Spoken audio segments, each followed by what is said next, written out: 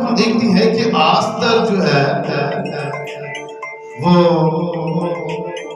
خود بھی روزہ رکھتی ہے اور اپنی سہیلیوں سے بھی کہتی ہے کہ وہ روزہ رکھے، اور پھر وہ اپنی قوم کے ساتھ مخاطب ہے کہ جتنے یہودی کیسر سوسن میں موجود ہیں وہ سب روزہ رکھیں۔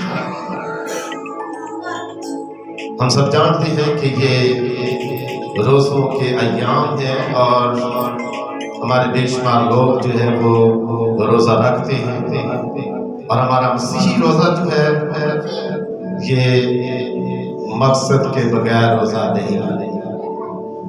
ہمارا روزہ فرضی روزہ نہیں ہے، بلکہ ہمارا روزہ جو ہے وہ مقصد کا ہے، اور بائبل مقدس ہم پر واضح کرتی ہے کہ جس کسی قوم پر، جس کسی ملک پر، جس کسی شہر میں یا کسی قبیلے پر کوئی مصیبت آئی ہے تو انہوں نے روزہ رکھا ہے اور اپنی مصیبت کو ٹال دیا، اور خدا نے ان کی سن لی۔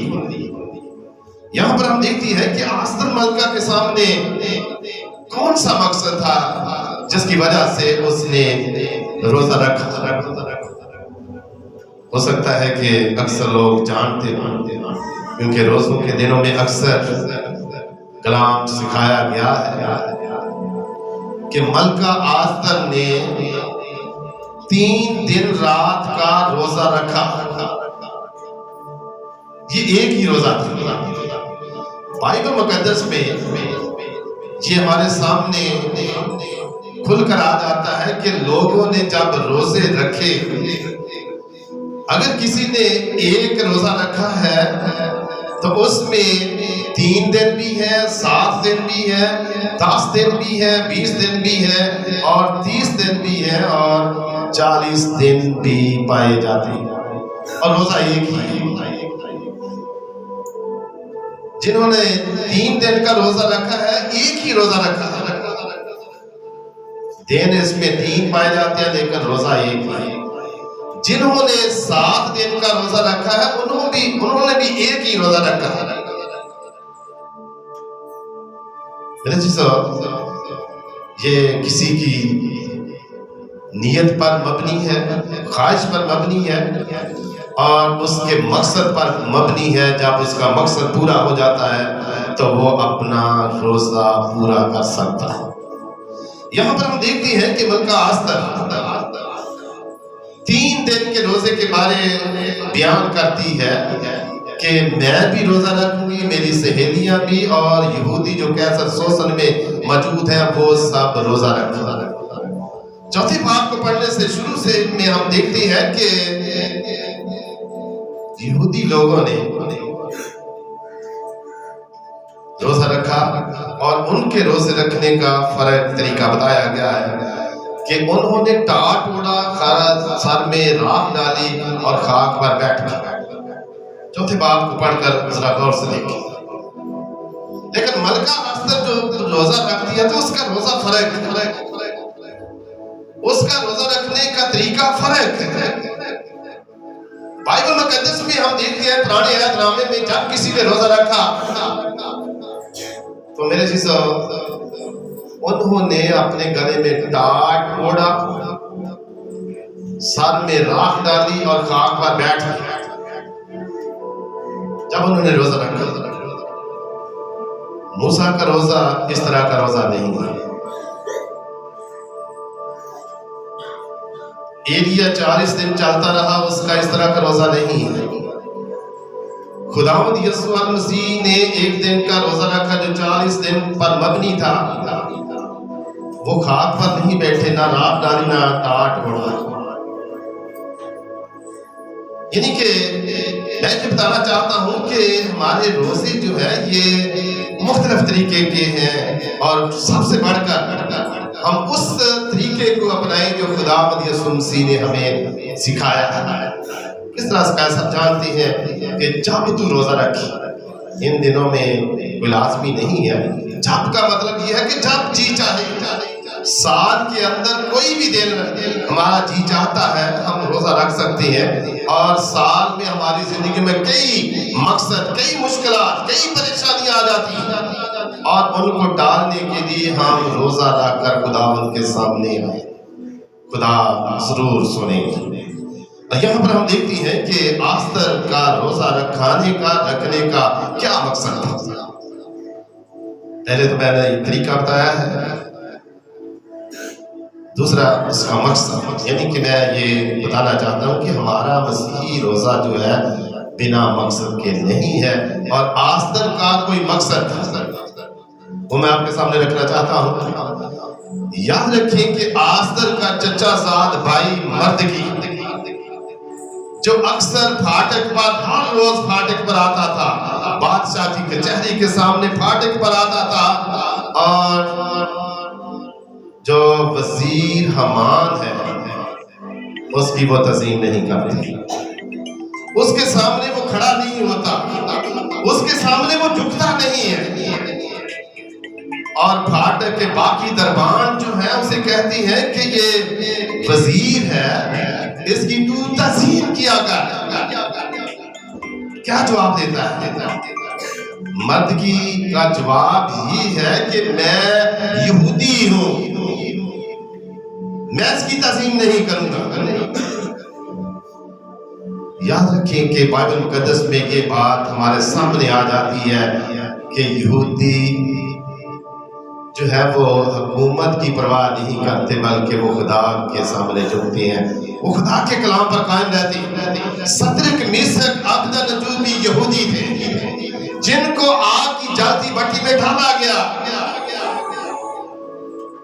کہا گیا کہ مورتی کو سجدہ کیا جائے، وہ مورتی کو سجدہ نہیں کرتے، بلکہ وہ یہ کہتے ہیں کہ ہم صرف خدا کو سجدہ کریں گے، اور یہی مردکی یہودی تھا، اور یہ حمان وزیر کی تعظیم نہیں کرتا، اور حمان کو یہ برا لگا، اور کلام مقدس میں لکھا ہے کہ وہ ایک حمان کو مارنے سے اپنی بےعزتی سمجھتا ہے کہ اگر میں اسے ماروں گا یہ میری بےعزتی۔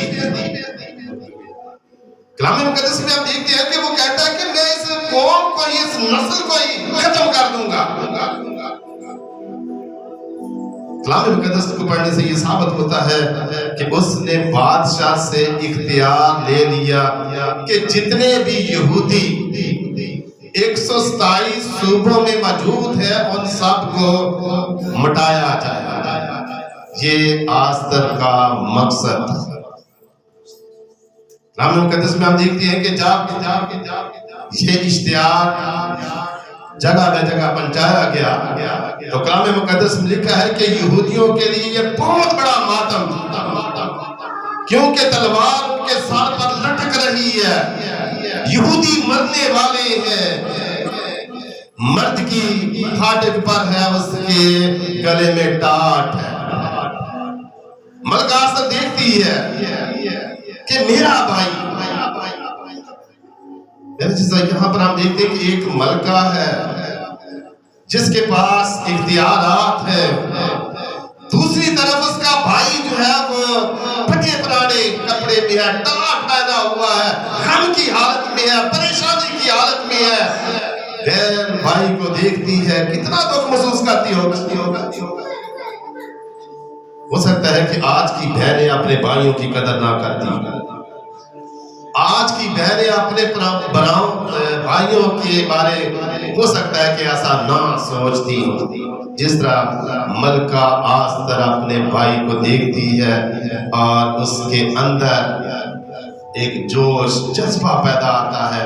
کلام مقدس میں لکھا ہے کہ وہ ایک اچھی پوشاک خواجہ سراج کے ہاتھ میں بھیجتی ہے کہ اس کو پہنایا جائے، وہ پہننے سے انکار کر دیتا ہے، بلکہ اس کے ہاتھ وہ پیغام بھیجتا ہے جو اس ورد میں ہم پڑھتے ہیں کہ اسے کہتا ہے کہ یہ نہ سمجھ کہ تو اکیلی محل میں رہ کر بچ جائے گی، تو اور تیرا خاندان، تیرے باپ کا خاندان سب ہلاک ہو جائیں گے، کیونکہ بادشاہ کی طرف سے یہ فرمان جاری ہو چکا ہے کہ یہودی یہودیوں کو صف ہستی سے مٹا دیا جائے۔ ملکہ آستر کا یہ پیغام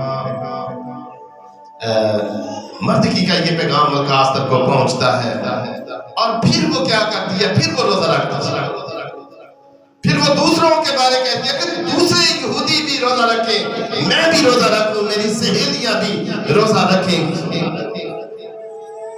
3 دن رات کا انہوں نے روزہ رکھا، پھر وہ اپنے عزیزوں کو، اپنے قوم کو، اپنے لوگوں کو یہ کہتی ہے کہ میں بادشاہ کے حضور جاؤں گی جو آئین کے خلاف۔ کلام مقدس میں ہم دیکھتے ہیں کہ کوئی بھی بیوی، کیونکہ بادشاہوں کی بیویاں کافی ہوتی تھی، کوئی بھی بیوی بغیر بلائے بادشاہ کے حضور نہیں آ سکتی تھی۔ اگر کوئی آتی تھی تو وہ واجباً قتل ہوتی تھی۔ کلام مقدس میں لکھا ہے کہ آستر کو 30 دن گزر چکے تھے، اور آستر روزہ رکھ کر بادشاہ کے حضور، جب بادشاہ اپنے محل سے اتر رہا تھا، یاد رکھیں کہ بعد شہزادیاں جب بادشاہ کی ملکہ کے محل علیحدہ ہوتے ہیں، بادشاہ جب محل سے اتر رہا تھا تو ملکہ آستر آگے کھڑی ہے، بادشاہ دیکھتا ہے، اور کلام مقدس میں لکھا ہے کہ وہ بادشاہ کی نظر میں مقبول ٹھہری، بادشاہ کی نظر میں مقبول ٹھہری، اور وہ اپنا آسا اس کی طرف بڑھاتا ہے اور وہ اس کو چھوتی ہے۔ بادشاہ اسے کہتا ہے کہ ملکہ آستر، اگر تو آدھی بادشاہی بھی مانگے تو میں تجھے دینے کے لیے تیار، تیری کیا درخواست ہے؟ میرے چیزوں، بغیر بلائے قانون کو توڑتے ہوئے ملکہ آستر بادشاہ کے سامنے حاضر ہوتی ہے۔ میرے چیزوں، یہ کوئی چھوٹی بات نہیں، وہ اپنی موت کو لے کر بادشاہ کے سامنے حاضر ہوتی ہے، کیونکہ کلام مقدس میں ہم دیکھتے ہیں کہ وہ کہتی ہے کہ اگر میں ہلاک ہوئی تو ہلاک، میں بادشاہ کے حضور جاؤں گی، ماری جاؤں گی تو کوئی بات نہیں۔ وہ اپنی قوم کی فکر کرتی ہے، وہ اپنے خاندانوں کی فکر کرتی ہے، اپنے بھائیوں بہنوں کی فکر کرتی ہے کہ کہیں میرے عزیز ہلاک نہ ہو جائے۔ اپنی موت کو سامنے رکھتی ہے، کیونکہ حکم توڑ رہی ہے، نافرمانی کر رہی ہے۔ لیکن یاد رکھیں، یہاں پر ہم دیکھتے ہیں کہ خدا کام کر رہا ہے، خدا بادشاہ کے اندر رحم پیدا کر دیا ہے۔ بادشاہ کی نظر میں ملکہ آستر مقبول ٹھہرتی ہے، اسے کہتا ہے کہ اگر تو آدھی بادشاہی بھی مانگے تو وہ بھی میں تجھے دینے کے لیے تیار ہوں، تیری کیا درخواست ہے؟ کلام مقدس میں لکھا ہے کہ وہ کہتی ہے کہ میں یہ چاہتی ہوں کہ آج تو میری ضیافت میں شریک ہو، اور اس کے ساتھ وزیر حمان کو بھی بلایا جائے۔ وہ دعوت کرتے ہیں، کھاتے ہیں، پھر بادشاہ یہی سوال کرتا ہے کہ ملکہ آستر، اگر تو آدھی بادشاہی بھی مانگے میں دینے کے لیے تیار ہوں، تیری کیا درخواست ہے؟ وہ کہتی ہے کہ میں یہ چاہتی ہوں کہ کل پھر میرے ساتھ ضیافت کھائی جائے۔ دوسرے دن بھی حمان کے ساتھ بادشاہ ملکہ آستر کے ہاں ضیافت کھانے کے لیے آتا ہے۔ اس روز بتایا جاتا ہے کہ بادشاہ سلامت، میں یہودی ہوں، میرا خاندان یہودی ہے، اور میری قوم یہودی ہے، اور سب مرنے والے ہیں۔ اس بات کو بادشاہ سنتا ہے اور اس کی درخواست قبول کر لیتا ہے۔ دوسری طرف ہم دیکھتے ہیں کہ جو حمان وزیر ہے وہ مردکی کے لیے سلیب بناتا ہے کہ اس پر لٹکایا جائے، کیونکہ وہ میری تعظیم نہیں کرتا، اور دوسرے لوگوں کو قتل عام کیا جائے۔ میرے جیسے وہی امان جو مردگی کا دشمن تھا، یہودیوں کا دشمن تھا، وہی کلام مقدس کو پڑھ کر دیکھیں، وہی مردگی کی تعظیم کرتا ہے۔ بادشاہی لباس سے پہنایا گیا، گھوڑے پر بٹھایا گیا، اور مان جو ہے اس کے آگے آگے چلتا ہے کہ جس کی تعظیم بادشاہ کرتا ہے اس کی ہمیں سب کو ضرورت ہے کہ اس کی تعظیم کریں۔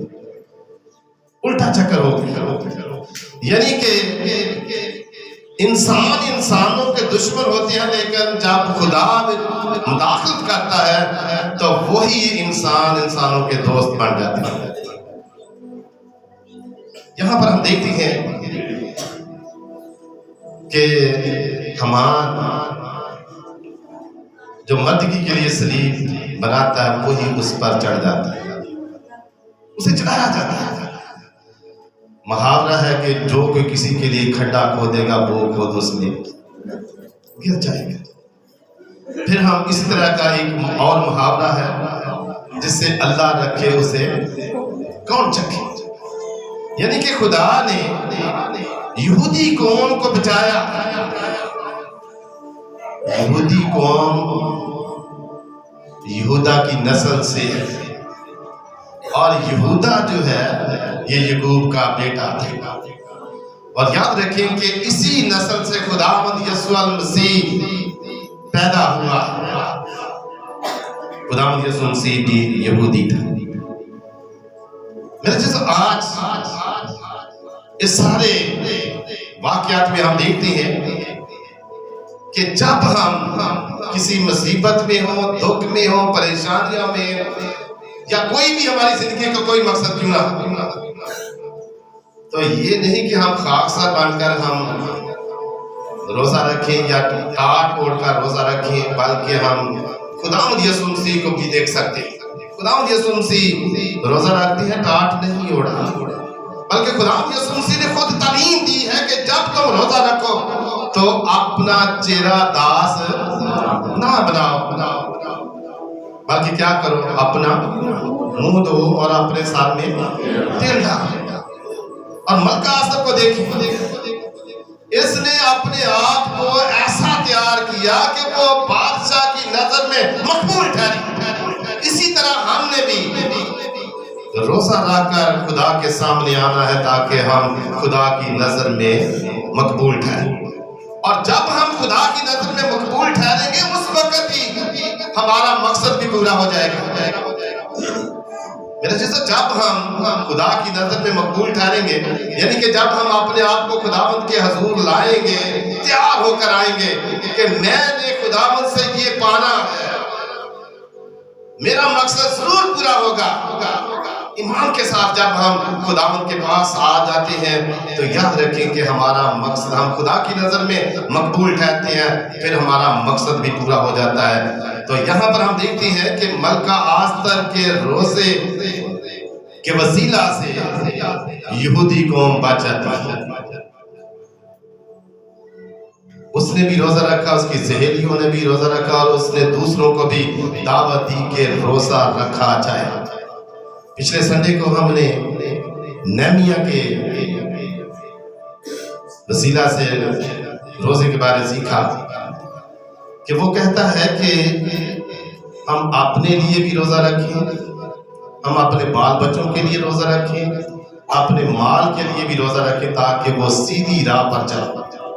ہم روزہ رکھ سکتے ہیں، میرے چیز سیدھی راہ پر جانے کے لیے ہم روزہ رکھ سکتے ہیں، ہمارے بال بچے سیدھی راہ پر جائیں، ہم بھی سیدھی راہ پر جائیں، ہماری دولت بھی سیدھی راہ پر جائے، غلط راستے پر دولت نہ جائے، اولاد ہماری غلط راستے پر نہ جائے، ہم بھی غلط راستے پر نہ جائیں، بلکہ روزہ رکھ کر ہم خدا سے رہنمائی مانگ سکتے ہیں، روزہ رکھ کر ہم اپنے خدا سے مقصد کو پورا کر سکتے ہیں، روزہ رکھ کر ہم ہلاکت اور تباہی اور بربادی سے بچ سکتے ہیں۔ تو میرے چیزوں، روزہ ہمارے لیے ایک اہم ضرورت ہے، کہ ہم روزے کے ذریعے اپنے آپ کو خالی کرتے ہیں، اپنے آپ کو حلیم بناتے ہیں، اپنے آپ کو فروتن بناتے ہیں اور اپنے آپ کو خاکسار بناتے ہیں۔ اور کلام مقدس میں لکھا ہے کہ جو کوئی خاکسار بن کر میرے حضور دعا کرے گا، میں آسمان پر سن کر اس پر رحم کروں۔ تو میرے جیسے ہم سب خدا کے رحم کے محتاج ہیں، تو ہماری زندگی میں بے شمار مقاصد ہیں، تو ہم ان کو حل کرنے کے لیے اپنے خداوند کے سامنے آئے، جس طرح ملکہ آستر اپنے بادشاہ کے سامنے آئی، اسی طرح ہم بھی اپنے بادشاہ کے سامنے آئے تاکہ ہماری مشکلات حل ہو جائے اور ہم مشکلاتوں سے، پریشانیوں سے نکلیں اور خدا کے ساتھ وصل ہو جائے۔ خدا ہم سب کو ایسا کرنے کی توفیق بخشے۔ آمین۔ آئیے ہم ایک بار پھر اپنے سروں کو خداوند کی حضوری میں جھکائیں اور دعا مانگیں۔ کلام کی شکر گزاری کے لیے ہم دعا